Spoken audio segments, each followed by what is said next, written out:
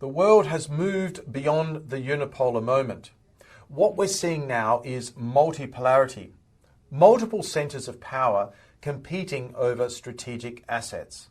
Proposals like acquiring Greenland, new strategic partnerships, and rising competition over energy and minerals aren't anomalies. They are signals.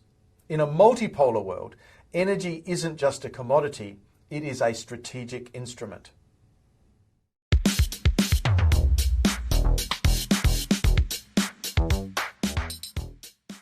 When people talk about a multipolar world, it can sound quite abstract, like something for diplomats or international relations textbooks. But the shift away from a unipolar world order is now showing up in very concrete ways, in proposals to acquire new territory, in strategic partnerships, and in how countries think about energy, minerals, and security.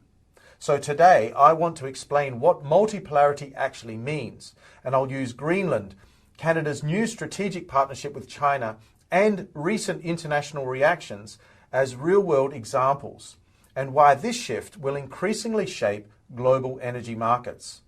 After the end of the Cold War in 1991, the world entered what many have described as a unipolar moment.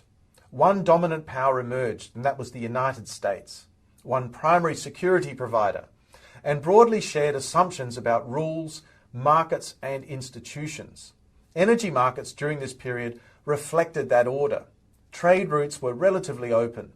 Maritime security was largely taken for granted, and geopolitical risk was often treated as an exception rather than a constant. That world order no longer exists.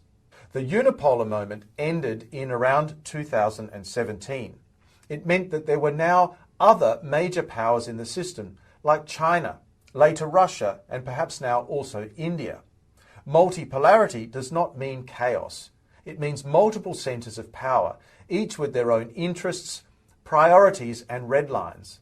And in a multipolar world, strategic assets matter more, geography matters more, and economic interdependence becomes a tool, not just a benefit.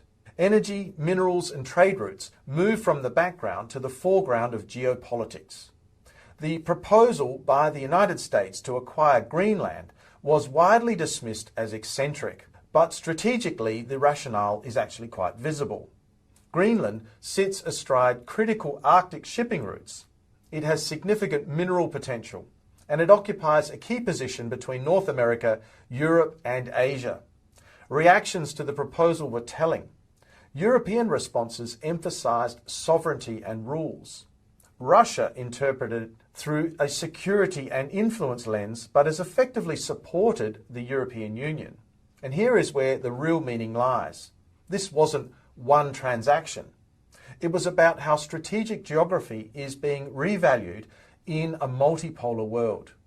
Canada's newly announced strategic partnership with China reflects the same logic. It is about securing access to critical minerals, protecting supply chains, and reducing vulnerability in uncertain global environments. And here is where people often get it wrong. These moves are not acts of isolation. They are acts of positioning. In a multipolar world, countries seek resilience first and efficiency comes second. Energy markets are especially sensitive to this shift. Multipolarity means more competition over supply routes, more emphasis on domestic and allied production, and greater price volatility during geopolitical stress. It also means energy transitions will be more uneven. Countries will decarbonize at different speeds, using different pathways, and will be based on security as much as climate ambition.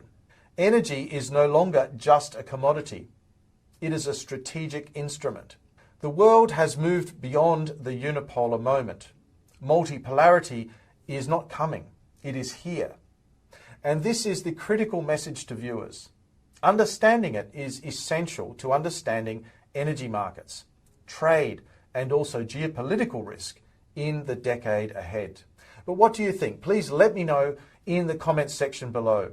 If you've enjoyed this video, please remember to click like, and if you haven't already done so, please subscribe to the channel. I'd like to thank you for your attention today and look forward to seeing you again soon in the next episode of Climate Mundial's Energy and Climate Weekly. Bye for now.